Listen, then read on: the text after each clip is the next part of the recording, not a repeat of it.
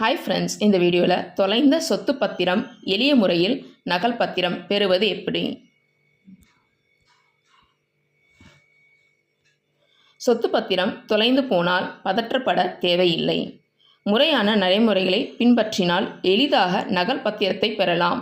முதலில் பத்திரம் காணவில்லை என தெரிந்தவுடன் அருகிலுள்ள காவல் நிலையத்தில் புகார் அளிக்க வேண்டும். இதற்காக எஃப்ஐஆர் அல்லது சிஎஸ்ஆர் நகலை வாங்கி கொள்ள வேண்டும். தற்போது இணையதளம் வாயிலாக ஆன்லைனில் புகார் அளிக்கும் வசதியும் உள்ளது. புகார் அளித்த பிறகு குறைந்தபட்சம் 2 பிரபலமான நாளிதழ்களின் பொது அறிவிப்பை வெளியிட வேண்டும்.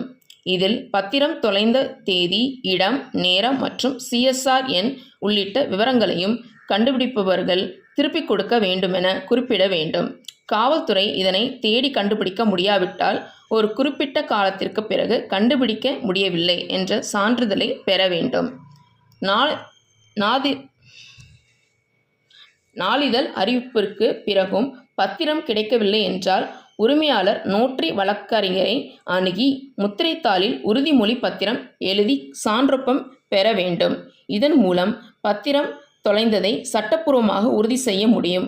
இதற்கு பிறகு உங்கள் சொத்தின் நகல், எஃப்ஐஆர் அல்லது சிஎஸ்ஆர் சான்றிதழ், நாளிதழ் விளம்பர நகல் மற்றும் நோட்டரி உறுதிமொழி பத்திரம் ஆகியவற்றை இணைத்து அந்த சொத்து பதிவு செய்யப்பட்ட சார்பதிவாளர் அலுவலகத்தில் விண்ணப்பிக்க வேண்டும்.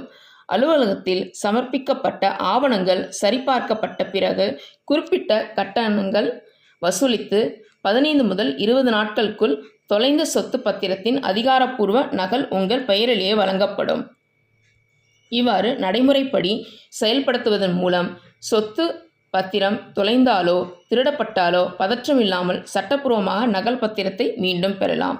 ஸோ ஃப்ரெண்ட்ஸ், இந்த வீடியோ பிடிச்சிருந்தா லைக் பண்ணுங்கள், நம்ம சேனல் சப்ஸ்கிரைப் பண்ணுங்கள். நன்றி.